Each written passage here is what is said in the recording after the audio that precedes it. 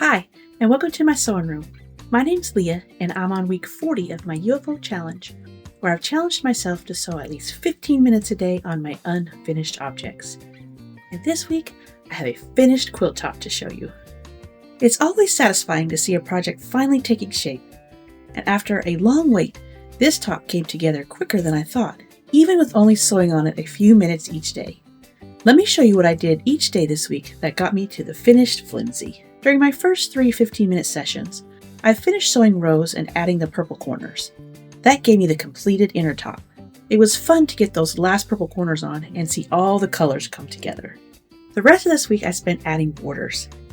Sometimes when I get to this part of the project, I just want to call it done and say the quilt looks good without borders.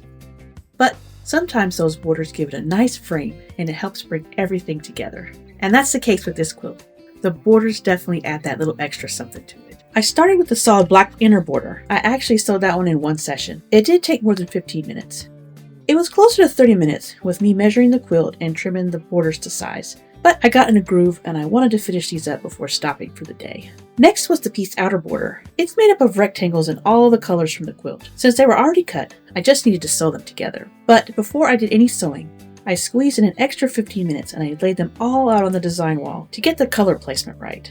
I lined them up in color order, doing green, yellow, purple, blue, and pink. And I just repeated that combo. But I didn't worry about lights or darks. I kept my color piles separate, but I did shake up each colorway. That way I could randomly grab a color, whether it be light or dark, and still stick to my color sequence. It added a little surprise and spontaneity to my layout. After I got them all on the wall, I let it sit for a while. When I came back for my next 15 minutes, I did some quick tweaking and moved a few darker shades around to keep the overall balance right. It's always good to step away and then come back before sewing, or even take a photo, as that can give you a different view of things and help show off things that might just need to be moved around a little bit.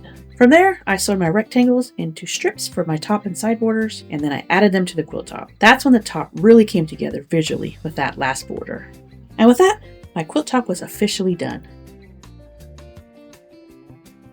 Even though I'd already gone over my 15 minutes for the day and was technically done with UFO sewing for the week, I couldn't resist pulling fabrics for the backing. And with the backing picked out, I'm ready to start next week. All I have to do is sew it together and get it on the frame and quilt it up. So keep an eye out next week to see if this one actually makes it to the finish line and which UFO I pick out next. And I'm curious, what kind of borders do you like to add to your quilts? Do you like to keep them simple and solid, or do you like to have a nice patchwork border? Or do you like to go without borders? Let me know in the comments below. I'd love to hear your thoughts. And thanks so much for following along, and until next time, happy sewing.